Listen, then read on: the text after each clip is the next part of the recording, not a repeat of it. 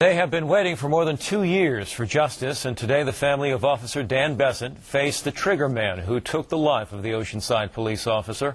Lynn Stewart was in the courtroom where, for the first time, we were shown the rifle that fired the fatal shot.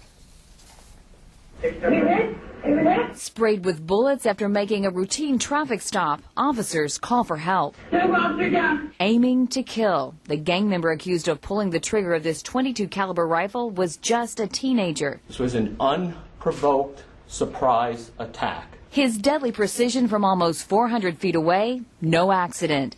The prosecutor recreates in an animation how he believes that Meki Gaiano looked down the scope of the .22 caliber rifle with the crosshairs aimed at Officer Dan Besant and pulled the trigger over and over again. The officers had no idea that they were being watched by gang members. They had no idea that gang members were pointing weapons at them. They had no idea that they were about to take fire. 25-year-old Dan Besant's heart was pierced. The prosecutor says the murder weapon was found at Gaiano's home, and he had a motive.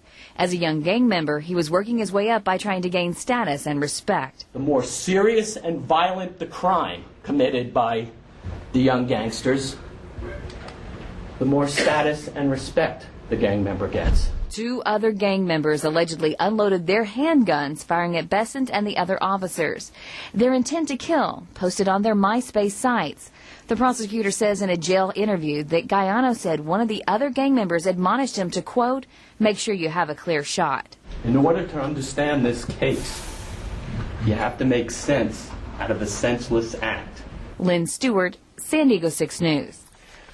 One of the other gang members, Penafoti Teo Tui, was convicted of Besant's murder last year and sentenced to life in prison. Gaiano's trial is expected to last for a month. If convicted, he faces life in prison without the chance for parole.